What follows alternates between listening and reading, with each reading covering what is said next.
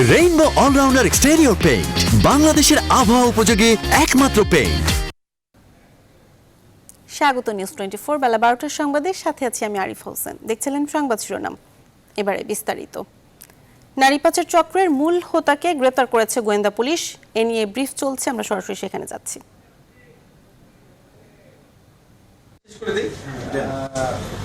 মানব পাচার সংক্রান্তে আমরা সবাই জানি যে সিআইডি খুব আন্তরিকতা নিয়ে কিন্তু কাজ করে যাচ্ছে। তো আমরা যখনই এই দেশেও দালালদেরকে ধরতাম তখনই কিন্তু আপনাদের একটা প্রশ্ন আসতো যে মানব পাচারে যারা গডফাদার, সিন্ডিকেট লিডার, তাদের ব্যাপারে আমরা কি ব্যবস্থা নিচ্ছি। মুশকিল হলো যে অর্গানাইজ ক্রাইমের যে মানব পাচার এবং ট্রান্সন্যাশনাল ক্রাইম, দেশের বাইরে কিন্তু মূলত মানব পাচারের যে গডফাদার তারা অবস্থান করে এবং এই দেশে তাদের ক্রাইম সম্পাদন করে। তো আমরা রিসেন্টলি গডফাদার একজনকে ধরতে পেরেছি। গডফাদার এই জন্য বলা হচ্ছে যে তার দুবাইতে চাকরি, তারকাবহুল এবং বিলাসবহুল হোটেলের সন্ধান আমরা পেয়েছি। তার মধ্যে 3টি হচ্ছে 4 তারকা বিশিষ্ট 4 স্টার হোটেল এবং একটি 3 স্টার হোটেল। তার অপরাধ প্রক্রিয়া যেটা মূলত ছিল যে সে তার এই দেশীয় প্রায় অর্ধশত দালাল, তাদের মাধ্যমে অল্প বয়সী মেয়েদের, কিশোরী অথবা 20-22 বছর হবে এরকম বয়সী মেয়েদের প্রলুব্ধ করতো তার হোটেলে উচ্চ বেতনে কাজ দেওয়ার কথা ছিল। এবং তার এই দালালরা তখন এই মেয়েদেরকে প্রলুব্ধ করে নির্ধারিত কিছু এয়ারলাইন্সের মাধ্যমে, এয়ারলাইন্স এজেন্সির মাধ্যমে তাদেরকে বিদেশে প্রেরণ করতো, দুবাইতে। এবং দুবাইতে যাওয়ার পরেই তাদেরকে প্রথমে হোটেলে ছোটোখাটো কাজ দেওয়া হতো এবং পরবর্তীতে ড্যান্স বার যেগুলো আছে সেই ড্যান্স বারে তাদেরকে জোরপূর্বক নাচার জন্য বাধ্য করা হতো এবং তার পরবর্তীতে এদেরকে আটক রাখা হতো না, তাদেরকে খাবার দেওয়া হতো না এবং তাদেরকে ফিজিক্যালি অ্যাসল্ট করা হতো, তাদেরকে ইলেকট্রিক শক দেওয়া হতো এবং বাধ্য করা হতো দেহ ব্যবসায়, প্রস্টিটিউশনে নিয়োজিত হওয়ার জন্য। তো এরকম অভিযোগের প্রেক্ষিতে রিসেন্টলি দুবাই সরকার আমাদের এমবাসিকে জানালে তারা এই যে গডফাদার তাকে সেখান থেকে তার পাসপোর্ট বাতিল করে এবং তাকে দেশে ফেরত পাঠায়। তো আমরা তারপর থেকে কাজ করছিলাম। তো আজম খান তার নাম, এবং তাকে এবং তার 2 সহযোগীকে গ্রেফতার করা হয়েছে। সে বারবার তার অবস্থান পরিবর্তন করছিল। সে নতুন পাসপোর্ট করে দেশ থেকে আবার পার্শ্ববর্তী কোনো দেশে সীমানা, আমাদের যে সীমানা রয়েছে সেটা পেরিয়ে যাওয়ার চেষ্টায় লিপ্ত ছিল। তো সিআইডি প্রকোষ্ঠী তাদেরকে গ্রেফতার করেছে এবং আইনের আওতায় আনা সম্ভব হয়েছে।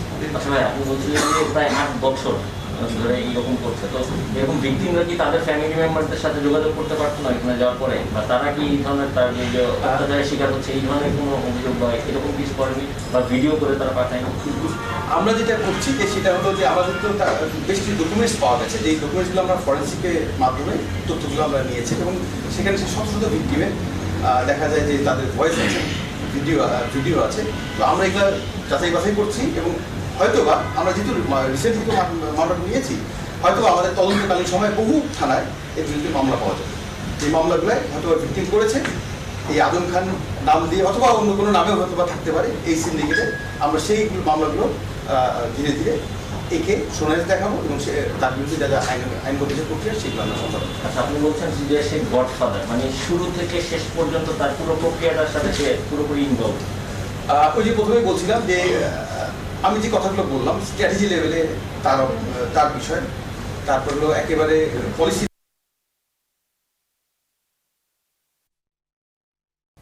নারী পাচার চক্রের মূল হোতাকে গ্রেপ্তার করা হয়েছে। এ নিয়ে সিআইডি ব্রিফ চলছিল, সেখানে আমরা সরাসরি যুক্ত হয়েছিলাম।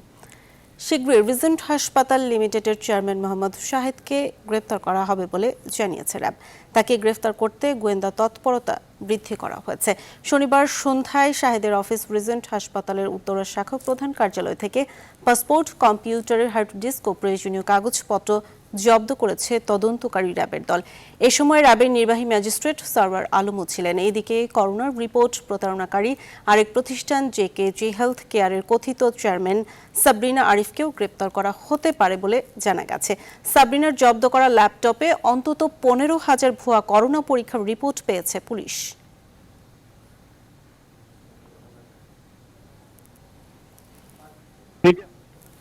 সে অন্য কোথাও নিজেকে আত্মগোপনে লুকিয়ে রেখেছেন। তাকে আমরা সর্বোচ্চভাবে চেষ্টা করতেছি তাকে গ্রেফতার করার জন্য, এবং আপনি ইনশাল্লাহ জেনে আনন্দিত হবেন যে আমরা খুব শীঘ্রই তাকে গ্রেফতার করতে পারবো বলে আমরা আশাবাদী। উজান থেকে নেমে আসা পাহাড়ি ঢল ও বৃষ্টিতে দেশের উত্তর পূর্বাঞ্চলে বন্যা পরিস্থিতির অবনতি হচ্ছে। গেল 3 দিন ধরে বৃষ্টি অব্যাহত থাকায় সুনামগঞ্জের সুরমা, জাদুকাটা, চেলা নদী, চলতি সহ সব নদ নদীর পানি বৃদ্ধি পেয়েছে। এতে পৌর শহরের বিভিন্ন স্থান পানিতে তলিয়ে গেছে। বিভিন্ন সড়কে পানি ওঠায় বিশম্ভরপুর, কাচির গতি, নিয়ামতপুর, তাহিরপুর, জামালগঞ্জ, সুনামগঞ্জ, দেয়ারা বাজার, সুনামগঞ্জ, দিরাই সাল্লার, ছাতক, গোবিন্দগঞ্জ সড়কে যোগাযোগ বন্ধ হয়ে গেছে। এতে বিপাকে পড়েছেন স্থানীয়রা। এদিকে ভারী বর্ষণ ও উজান থেকে নেমে আসা পাহাড়ি ঢলে কুড়িগ্রামে ধরলা, ব্রহ্মপুত্র, তিস্তা ও দুধকুমার সহ 16টি নদ নদীর পানি বৃদ্ধি পেয়েছে। ফলে করোনা ভাইরাসের প্রকোপের মধ্যে দ্বিতীয় দফার বন্যায় দুর্ভোগ বেড়েছে পানিবন্দী মানুষের। উত্তর ও নিম্নাঞ্চলে বিশুদ্ধ পানি ও খাবারের অভাবে মানবেতর জীবনযাপন করছে মানুষ। এই বন্যা দীর্ঘস্থায়ী হবে বলে আশঙ্কা করছে আবহাওয়া অধিদপ্তর।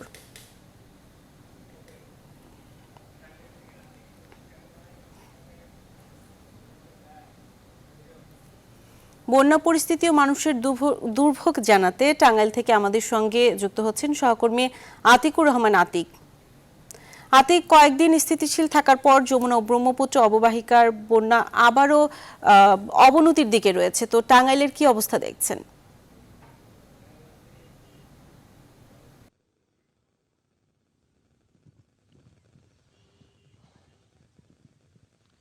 ধন্যবাদ আরিফা। আপনি যেমনটি জানেন যে পানি কিন্তু কমতে শুরু করেছিল, মানুষ বাড়িতে ফেরার জন্য ফিরতে শুরু করেছিল, কিন্তু হঠাৎ করে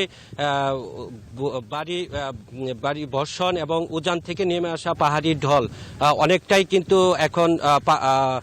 কিন্তু আবার বন্যা দেখা দিয়েছে।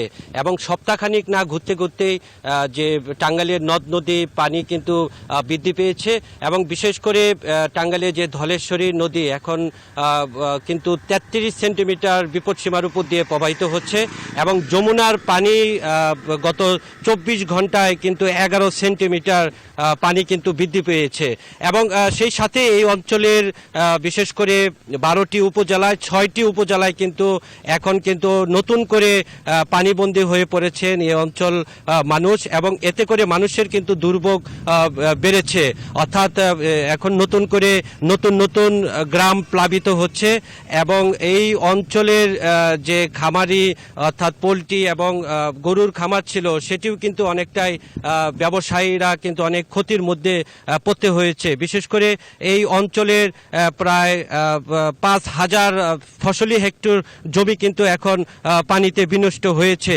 তবে আসলে অনেকটাই কিন্তু পানি এখন বর্তমানে বেড়েই চলছে, এবং বিপদসীমার উপর দিয়ে পানি আসলে গত 24 ঘন্টার মধ্যে কিন্তু যমুনা পানি বৃদ্ধি পাবে বলে জানিয়েছেন কর্তৃপক্ষ।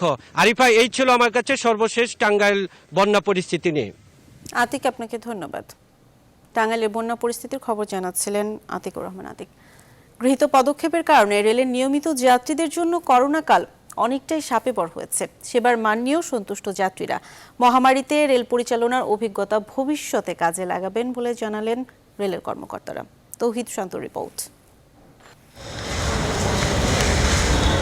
কমলাপুর রেল স্টেশন এখন বড়ই শুনশান, নীরব। গমগমে সেই চিরচেনা চিত্র পুরোটাই অনুপস্থিত। তবে রেল চলছে, যাত্রীরাও আসছেন, স্বাস্থ্যবিধি মেনে কামরায় উঠছেন, সময় মতোই ট্রেন ছাড়ছে। করোনা ভাইরাস সংক্রমণ ঠেকাতে রেলের সিদ্ধান্তে 100% টিকিট অনলাইনেই বিক্রি হচ্ছে।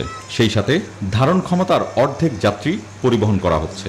এ কারণেই কমেছে ভিড়, বেড়েছে যাত্রী সেবা। আগে যেটা দেখা যেত যে ট্রেনে স্ট্যান্ডিং যাত্রী অনেক, আপনার দেখা যাচ্ছে সিটবিহীন যাত্রী অনেক বেশি গ্যাদারিং হইতো।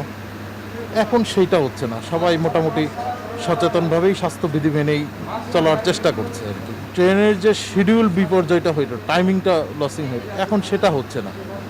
ট্রেন সময় মতো যাচ্ছে, আবার টাইমলি ফিরে আসছে। ট্রেনের টিকিট কাটার প্রতি যদি বলেন, এখন ট্রেনের যা ব্যবস্থা আছে, কারণ আমার টিকিটের দাম হচ্ছে 105 টাকা ভোরে পর্যন্ত, যদি আমরা 200 টাকাও দিতে হয় আমার কোনো আপত্তি নাই। ভিক্ষুকের যন্ত্রণায় টিকা যাইতো না যতক্ষণ বসতাম, হকারের যন্ত্রণা, ভিক্ষুকের যন্ত্রণা, একটা ভিক্ষুক নাই, হকার নাই, সুন্দর ব্যবস্থা। কুলিদের ওই যে শ্রমিক যারা ওই মাল নিয়ে আসতেছে এরাও খুব সুন্দর আচরণ করতে, সব কিছু সব দিক দিয়ে ঠিক আছে। মানে ট্রেনের কর্তৃপক্ষ চেঞ্জ হয়েছে, মানুষ অটোমেটিক চেঞ্জ হয়ে গেছে। স্টেশন কর্তৃপক্ষ বলছেন ট্রেনের শিডিউলে আন্তনগরী চালাচ্ছেন তারা। এছাড়াও সংক্রমণের ব্যাপারে যাত্রীরাও সচেতন। জরুরি প্রয়োজন না হলে ভ্রমণ করছেন না অনেকেই। আমরা আসলে আগে 20% স্ট্যান্ডিং টিকিট বিক্রি করতাম। ঢাকা স্টেশনে হচ্ছে প্রোটেকশন, কোনো যাত্রী ইচ্ছা করলে ঢুকতে পারছে না। বিমানবন্দর, জয়দেবপুর, নরসিংদী, তো এই স্টেশনগুলো বর্তমানে কাজ চলছে, যাতে যাত্রীরা অন্য দিক দিয়ে কেউ প্রবেশ করতে না পারে টিকিট ব্যতীত। আসলে আমরা সিটিং আসন অনুযায়ী যদি আমরা টিকিট বিক্রি করি, তা আমাদের ইনশাল্লাহ এই ধারা আমরা অব্যাহত রাখতে পারবো আশা করছি।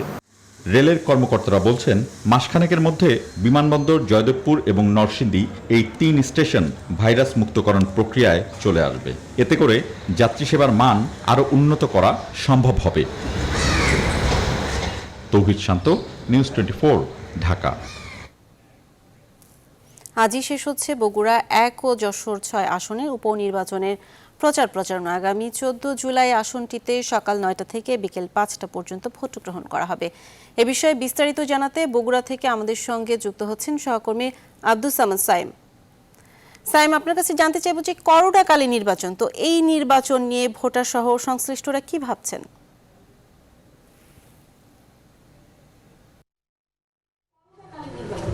ধন্যবাদ আরিফা। আপনাকে জানিয়ে রাখি যে বগুড়া 1 আসন সারিয়াকান্দি এবং সোনাতলা আসনের সংসদ সদস্য আব্দুল মান মৃত্যুর পরে এই আসনটি শূন্য হয় এবং গত 29 জুলাই কিন্তু নির্বাচনের তারিখ ছিল, কিন্তু করোনার কারণে কিন্তু তা হয়নি, বন্ধ ছিল। এই অবস্থায় কিন্তু গত 14 জুলাই নির্বাচনের তারিখ ঘোষণা করা হয়েছে এবং ইতিমধ্যে কিন্তু এই নির্বাচনের কিন্তু প্রচারণা শেষ পর্যায়ে। এই নির্বাচন কিন্তু বিএনপি অংশগ্রহণ না করে কিন্তু আসলে অনেক ভোটাররা কিন্তু ভোট দিতে যাবে না বলে অনেকে আমাদেরকে জানিয়েছেন। তারপরে কিন্তু আসলে যারা স্বতন্ত্র প্রার্থী রয়েছে তারা কিন্তু ভোট দিতে কিন্তু মুখিয়ে রয়েছে। তারা বলেছে যে সামাজিক দূরত্ব মেনে কিন্তু আসলে তারা ভোট দেবে। এছাড়া নির্বাচন কমিশন কিন্তু ভোট সুষ্ঠু এবং অবাধ করার জন্য কিন্তু প্রয়োজনীয় ব্যবস্থা গ্রহণ করেছে। আমি একটু কথা বলবো একজন স্থানীয় ভোটারের সাথে। আসলে এই যে এই নির্বাচনে আসলে আপনারা কেমন প্রার্থীকে বেছে নিতে চাচ্ছেন? আমাদের সারিয়াকান্দি, সোনাতলা, এটা বন্যা কবলিত এলাকা, নদী ভাঙ্গরি এলাকা। এখানে যে প্রার্থী জনগণের সুখে দুঃখে পাশে থাকবে, নদীর কাজ করবে, রাস্তাঘাটের কাজ করবে, সেই সকল প্রার্থীকেই, যে প্রার্থী কাজ করবে সেই প্রার্থীকেই এখানকার জনগণ ভোট দেবে। ধন্যবাদ। আপনি আরিফা শুনছিলেন আসলে যে এই যে নদী ভাঙন কবলিত এলাকা, এই এলাকার মানুষ কিন্তু আসলে বলছে যে যারা তাদের সুখে দুঃখে পাশে থাকবে তাদেরকেই কিন্তু তারা ভোট প্রদান করবে। তো এই ছিল। তো এছাড়াও যে এই প্রার্থীরা রয়েছে এর মধ্যে কিন্তু আওয়ামী লীগ প্রার্থী কিন্তু আসলে সবচেয়ে এগিয়ে রয়েছে, যেহেতু আর যারা রয়েছে জাতীয় পার্টি এবং পিপিডি এবং স্বতন্ত্র প্রার্থী কিন্তু তাদের কিন্তু আসলে তেমনটা প্রচারণা আমরা লক্ষ্য করতে পারিনি। শুধু আওয়ামী লীগের যে প্রচারণা সেটাই কিন্তু আসলে সবচেয়ে বেশি হয়েছে। আর ভোটাররাও কিন্তু আসলে একজন আব্দুল মান্নান যে উন্নয়ন করেছে, যে কারণে কিন্তু বিএনপির ঘাঁটি হিসাবে পরিচিত এই আসন কিন্তু আওয়ামী লীগের দুর্গ হিসাবে ইতিমধ্যে পরিচিত হয়েছে। তো সব মিলে আসলে এই সোনাতলা এবং সারিয়াকান্দির মানুষ একজন যোগ্য ব্যক্তিকে ভোট দেবে এমনটাই কিন্তু তারা জানিয়েছেন। তো এই ছিল আমার কাছে বগুড়া, সারিয়াকান্দি, সোনাতলা থেকে নির্বাচনী সর্বশেষ ফিরে যাচ্ছি আরিফা আপনার কাছে। সাইম, অনেক ধন্যবাদ আপনাকে। বগুড়া 1 আসনের উপনির্বাচনের খবর জানাচ্ছিলেন সহকর্মী সাইম সামাদ। নিচ্ছে একটি বিরতি, ফিরছে একটু পর, সঙ্গেই থাকুন।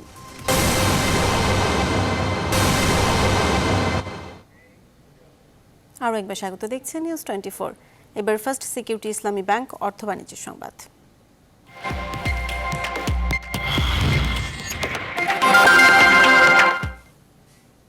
করোনার প্রভাবে প্রায় 3 মাস ধরে রপ্তানি বন্ধ থাকায় মুখ থুবড়ে পড়েছে দেশের চামড়া শিল্প। নতুন অর্ডার তো আসছেই না, উল্টো বাতিল হচ্ছে একের পর এক পুরনো অর্ডার। এমন পরিস্থিতিতে প্রায় প্রতিটি ট্যানারিতে চামড়া ও চামড়াজাত পণ্যের বিশাল স্তূপ জমেছে। অর্থ সংকটে আসন্ন ঈদে চামড়া সংগ্রহ নিয়ে অনিশ্চয়তায় ট্যানারি মালিকরা। সংকট মোকাবেলায় ব্যবসায়ী ঋণ দেওয়া সহ নানা পদক্ষেপের কথা জানিয়েছে শিল্প প্রতিমন্ত্রী। নাজমুল হুদার তথ্য ছবিতে ডেস্ক রিপোর্ট। নানা কারণে অনেক আগেই ইউরোপ আমেরিকার বাজার হারিয়েছে বাংলাদেশের চামড়া শিল্প। বর্তমানে এই খাতের সবচেয়ে বড় বাজার ধরা হয় চীনকে। নানামুখী সংকট মাথায় নিয়ে রপ্তানি নির্ভর এই শিল্পটি যখন ঘুরে দাঁড়ানোর চেষ্টা করছে, তখনই করোনার ধাক্কা। বাংলাদেশে চামড়া সংগ্রহের প্রধান মৌসুম পবিত্র ঈদুল আজহা। ঈদ উপলক্ষে চামড়া সংগ্রহ ও প্রক্রিয়াজাত করতে কয়েক মাস আগে থেকে প্রস্তুতি নিতে থাকে ট্যানারিগুলো, কিন্তু করোনার প্রভাবে এবার আর সেই কর্মযোগ্য নেই। এক্সপোর্ট পুরাই বন্ধ, ঠিক আছে, সেল পুরাই বন্ধ। আর ঠিকভাবে টাকা টুকা পাচ্ছি না, কারণ কোম্পানিরা বলতেছে মাল বিক্রি হচ্ছে না, এই জন্য কোনো পার্টিরা টাকা টুকা দিচ্ছে না। মানুষ এখন কোরবানি দিতে একটা ভয় হান্দাই গেছে, ঠিক আছে, কিভাবে চামড়াটা আয় হবে। ট্যানারিগুলোতে এখনও গত বছরে সংগ্রহ করা বিপুল পরিমাণ চামড়া পড়ে আছে। করোনার প্রভাবে বিশ্ব অর্থনীতি স্থবির হয়ে পড়ায় চামড়া ও চামড়াজাত পণ্যের অর্ডার নিচ্ছে না কোনো দেশ। সেই সঙ্গে বাংলাদেশি চামড়ার প্রধান বাজার চীন থেকে পুরনো অনেক অর্ডার বাতিল হয়েছে। ফলে অর্থ সংকটে আসন্ন ঈদে চামড়া সংগ্রহ নিয়ে অনিশ্চয়তায় ট্যানারি মালিকরা। করোনার ভিতরে ব্যবসা করা সম্ভব হয়নি, আমাদেরকে ব্যাংকের থেকে লোন দেয়, তাহলে আমরা কেনাকাটা করব। চলমান সংকট মোকাবেলায় ট্যানারি মালিকদের সহজ শর্তে ঋণ দেওয়ার কথা জানিয়েছেন শিল্প প্রতিমন্ত্রী কামাল আহমেদ মজুমদার। প্রধানমন্ত্রী সেটি গ্রহণ করেছেন এবং তাদেরকে সহজ শর্তে চামড়া ক্রয়ের জন্য ঋণ প্রদানের ব্যবস্থা করা হচ্ছে। বাংলাদেশ ট্যানার্স অ্যাসোসিয়েশনের তথ্য মতে বর্তমানে প্রায় 400 থেকে 500 কোটি টাকার কাঁচা চামড়া অবিকৃত অবস্থায় পড়ে আছে। Desk report, news 24। ব্যবসায়ীদের জন্য ঘোষিত প্রণোদনা প্যাকেজ পরিকল্পনা অনুযায়ী বাস্তবায়ন হলে করোনা পরবর্তী অর্থনীতি প্রাণ ফিরে পাবে বলে মনে করেন সোনালী ব্যাংকের ব্যবস্থাপনা পরিচালক। জানান, দেশ যাতে খাদ্য সংকটে না পড়ে সেই দিকে সর্বোচ্চ গুরুত্ব দিয়ে কৃষি ঋণে ঝুঁকছেন তারা। আশা করেন শীঘ্রই গতি ফিরবে পুঁজিবাজারে। সুলতান আহমেদ জানাচ্ছেন বিস্তারিত। করোনা দুর্যোগে অর্থ সংকটে প্রায় সব শ্রেণী পেশার মানুষ, বিশেষ করে যারা ক্ষুদ্র ও মাঝারি মানের ব্যবসার সাথে জড়িত, তারা পড়েছেন জটিল সমীকরণে। তাদের কথা ভেবেই প্রধানমন্ত্রী শেখ হাসিনা ঘোষণা করেছেন প্রায় 1 লাখ কোটি টাকার প্রণোদনা প্যাকেজ। বিপদের এই সময়ে মানুষের হাতে অর্থ পৌঁছে দেওয়ার উদ্দেশ্যে সেবা দিয়ে যাচ্ছে ব্যাংকগুলো। নিউজ 24-কে দেয়া সাক্ষাৎকারে সবচেয়ে বড় রাষ্ট্রায়ত্ত ব্যাংক সোনালীর ব্যবস্থাপনা পরিচালক জানান, কৃষি ও কৃষকদের বাঁচাতে তাদের বিশেষ উদ্যোগের কথা। বাংলাদেশে উন্নয়ন যদি 2 বছর না হয়, বাংলাদেশ হয়তো উন্নয়নের দিক থেকে কিছুটা পিছিয়ে যাবে। কিন্তু বাংলাদেশে যদি খাদ্য সংকট হয়, তাহলে কিন্তু বাংলাদেশের অস্তিত্বের প্রশ্ন আসবে। কাজে খাদ্যটা যাতে নিরবিচ্ছিন্ন থাকে, খাদ্য সংকট যাতে না হয় এবং খাদ্য উৎপাদনের জন্য যে সমস্ত বিষয়গুলো আছে সেগুলোকে আমাদের ফোকাস করতে হবে। সরকারি মালিকানাধীন সোনালী ব্যাংকের মোট আমানত এখন প্রায় 1,16,000 কোটি টাকা। ঋণ প্রদানে হিসেবেই ব্যাংকটি গ্রাহককে ঋণ দিয়েছে 50,103 কোটি টাকা। মোট 1225টি শাখার বৃহৎ জালে আবদ্ধ করেছেন 1,80,00,000 গ্রাহককে। ঘরে বসেই গ্রাহক খুলতে পারছেন সোনালীর হিসেব। তবে এখনও দুশ্চিন্তা প্রায় 11,000 কোটি টাকার খেলাপি নিয়ে। আপনি এসে ব্যাংকে যাতে অ্যাকাউন্ট খুলতে না হয়, আপনি ঘরে বসে যাতে অ্যাকাউন্ট খুলতে পারেন, সেই অ্যাপসটা আমরা কিন্তু লঞ্চ করেছি। এখন এ পর্যন্ত প্রায় 20-22 হাজার অ্যাকাউন্ট ওপেন হয়ে গেছে। শর্ট টার্ম বড়োইং করছি আমি, লেন্ডিং করা উচিত হলো শর্ট টার্ম। মূলধন বাজার যদি তৈরি না হয়, তাহলে বড় বড় শিল্প হবে না। কাজে পুঁজিবাজার বাজারকে নিজেই তৈরি হতে হবে। সিনিয়র এই ব্যাংকার জানান, প্রণোদনা প্যাকেজ বাস্তবায়নে কোনো গাফিলতি করছে না ব্যাংকগুলো। আমরা হয়তো ওই পর্যন্ত ডেলিভারিটা সার্ভিসটা দিতে পারছি না, বাট আমরা চেষ্টা করছি সেই সার্ভিসটা দেওয়ার। অলরেডি 3-4টা শিল্পকে আমরা অলরেডি ফাইন্যান্স করেছি। এই ফাইন্যান্সটা করার ফলে হয়েছে এই শিল্পগুলো কিন্তু মোটামুটি স্লো হয়ে গেছিল, বন্ধ হয়ে গিয়েছিল। এই ফাইন্যান্সটা পাওয়ার পরে তারা কিন্তু নতুন করে আবার তাদের কাজগুলো শুরু করেছে। গ্রাহক যেন ঘরে বসেই সব ধরনের ব্যাংকিং সেবা পান, সেজন্য প্রযুক্তিতে সর্বোচ্চ গুরুত্ব দিচ্ছেন তারা। সুলতান আহমেদ, নিউজ 24, ঢাকা। সময় হলো আরেকটু বিরতির, ফিরছি একটু পর, সঙ্গেই থাকুন। আরও একবার স্বাগত, দেখছেন নিউজ 24। বিশ্ব স্বাস্থ্য সংস্থার পরামর্শক হিসেবে নিয়োগ পেয়েছেন বাংলাদেশে অণুজীব বিজ্ঞানী doctor Sejuti Saha. Polio transition independent monitoring বোর্ডের সদস্য হিসেবে তাকে নিয়োগ দেওয়া হয়েছে। চাইল্ড হেলথ রিসার্চ ফাউন্ডেশনের ওয়েবসাইটে বিবৃতি দিয়ে সেজুতি সাহার নিয়োগের বিষয়টি নিশ্চিত করা হয়েছে। বিবৃতিতে বলা হয়, প্রথমবারের মতো একজন বাংলাদেশি হিসেবে Sejuti Saha polio transition independent monitoring বোর্ডের সদস্য হিসেবে নিয়োগ পেলেন। ডাক্তার সেজুতি সাহা বোর্ডের অন্যান্য সদস্যদের সঙ্গে বিশ্ব স্বাস্থ্য সংস্থাকে পোলিও সংক্রমণ প্রক্রিয়াটির অগ্রগতির বিষয়ে পরামর্শ দেবেন। বর্তমানে ডাক্তার সেজুতি বাংলাদেশের শিশু বিষয়ক বেসরকারি গবেষণা সংস্থা চাইল্ড হেলথ রিসার্চ ফাউন্ডেশনে কর্মরত রয়েছেন।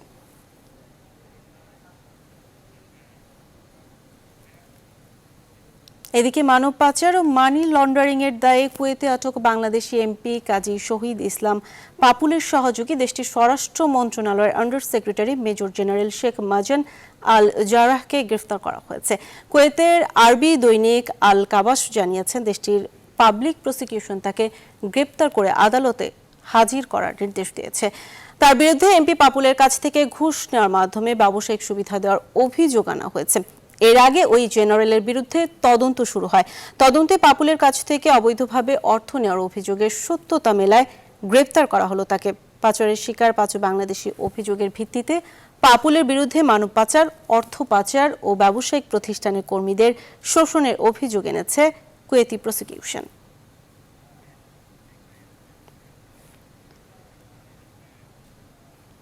এবার আন্তর্জাতিক প্রসঙ্গ। বিশ্বজুড়ে করোনা ভাইরাসের থাবায় একদিনে ঝরে গেল আরও প্রায় 5,000 প্রাণ। এ নিয়ে মোট মৃত্যুর সংখ্যা ছাড়ালো 5,67,000, আর মোট আক্রান্ত হয়েছে 1,28,33,000-এর বেশি মানুষ। আর গেল 24 ঘন্টায় বিশ্বে করোনা সংক্রমণ শনাক্ত হয়েছে 2,14,000 মানুষের দেহে। এর মধ্যে শুধু যুক্তরাষ্ট্রেই আবারও আক্রান্ত হয়েছে 61,000-এর বেশি মানুষ। ব্রাজিলে আক্রান্ত হয়েছে 36,000 এবং মারা গেছে 968 জন।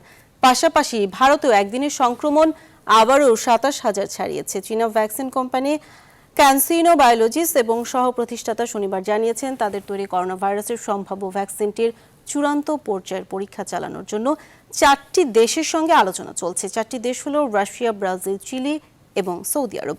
এই পরীক্ষায় অংশগ্রহণের জন্য তাদের কোম্পানি 40,000 জনকে চিহ্নিত করার কাজটিও সম্পন্ন করেছে। আর মাইক্রোসফট প্রতিষ্ঠাতা বিল গেটস মহামারী করোনা ভাইরাসের টিকা কিংবা ঔষধ নিয়ে বাণিজ্য না করতে বিশ্ব নেতাদের প্রতি অনুরোধ জানিয়েছেন।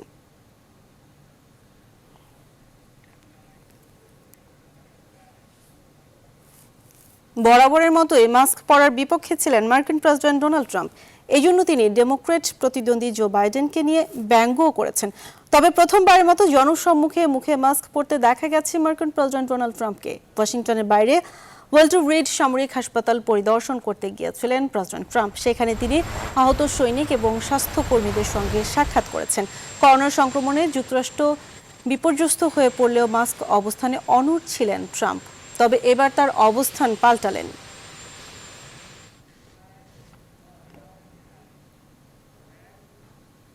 করোনায় আক্রান্ত হয়ে হাসপাতালে ভর্তি হয়েছেন কিংবদন্তি বলিউড অভিনেতা অমিতাভ বচ্চন। শনিবার সন্ধ্যায় অমিতাভ বচ্চনকে মুম্বাইয়ের নানাবতী হাসপাতালে নিয়ে যাওয়া হয়। ঘণ্টাখানেক পর তার ছেলে অভিষেকও টুইট করে নিজের আক্রান্ত হওয়ার খবর জানান। অমিতাভ নিজেই এই খবর নিজের টুইটার অ্যাকাউন্টে শেয়ার করেছেন। একই সঙ্গে তার পুরো পরিবার ও কর্মীদের করোনা পরীক্ষা করা হচ্ছে। শেষ 10 দিনে অমিতাভের সংস্পর্শে এসেছেন এমন সকলকে করোনা পরীক্ষার অনুরোধ জানিয়েছেন বর্ষিয়ান এই অভিনেতা। 77 বছর বয়সী জনপ্রিয় এই অভিনেতা ব্রহ্মাস্ত্র নামে একটি ছবি শুটিং করছিলেন। করোনা মহামারীর কারণে রণবীর কাপুর এবং আলিয়া ভাটকে নিয়ে নির্মাণাধীন এই ছবিটির কাজ কিছুদিন আগেই বন্ধ করে দিয়েছে মহারাষ্ট্র রাজ্য সরকার।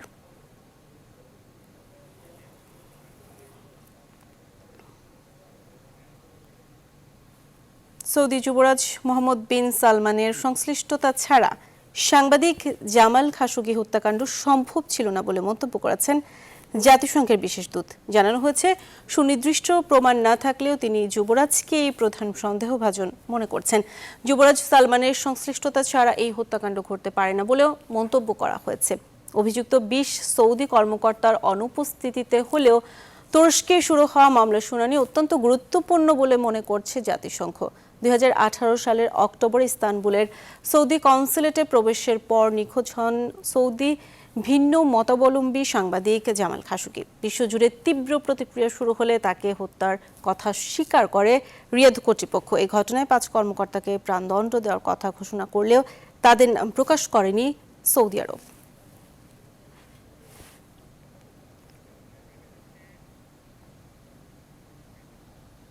শেষ করব সম্ভাবনার বাংলাদেশের খবর দিয়ে।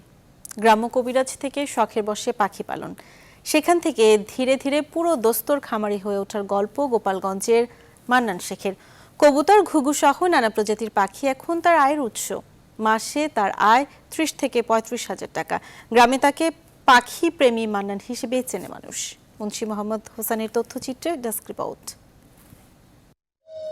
গোপালগঞ্জ সদরের বোলতলি পদ্মবিলা গ্রামের কবিরাজ মান্নানকে এখন পাখি প্রেমী হিসেবেই চেনেন বেশিরভাগ লোক। তার বাড়িতে ছোটখাটো একটা খামারই গড়ে উঠেছে, অথচ এই পাখি পালন ছিল মান্নান শেখের শখ। খামারে এখন লাল, কমলা, সিরাজি কবুতর, হাউস র্যাঙ্ক, কয়েক প্রজাতির ঘুঘু আছে। রয়েছে বাজরিগার, জাভা সহ নানা বিদেশি জাত। এসব পাখি থেকে ব্রিডিং করে বাচ্চা বিক্রি করেন মান্নান। আমি 5 জোড়া ঘুঘুর থেকে আজ 70-75 জোড়া ঘুঘু পাইছি বা হয়েছে আমার ফার্মে, এবং আরো 70 জোড়ার মতো বিক্রি করছি। মোটামুটি এতে লাভ আছে, খরচা আছে। খরচা যেটা লাভবান হওয়া যায়। মাসে আমার 20 থেকে 25 হাজার টাকা খরচ আছে, 30-35 হাজার টাকা ইনকাম থাকে। এই কাজে মান্নানকে পরিবারের সদস্যরাও সাহায্য করেন। সবকিছু দেখাশোনা করি, পরিষ্কার করি, দুইজনে মিলে যেলে আমরা খুব কাজ করি। খুব ভোরবেলা খুব সুন্দর করে ডাকে, এই ডাক শুনে খুব ভালো লাগে আমার। মান্নানের খামারে প্রায় প্রতিদিনই দর্শনার্থী আসেন। অনেকে খামারের উদ্যোগ নিতে চান তার সাফল্য দেখে। বিদেশি পাখিগুলো উনি সংগ্রহ করে, সংগ্রহ করার উপলক্ষে দূর দূরান্ত থেকে লোক আসে, তারা এসে দেখে, আমরাও দেখি। বিদেশি বাইরের কবুতরগুলো আর ঘুঘু পাখিগুলো পালে এবং পার্শ্ববর্তী মানুষেরা দেখতে আসে, কেনার জন্য আসে। মান্নান শেখ 7 বছর আগে এই পাখির খামার শুরু করেন। Desk report, news 24। এই ছিল সংবাদ। এতক্ষণ সাথে থাকার জন্য ধন্যবাদ সবাইকে।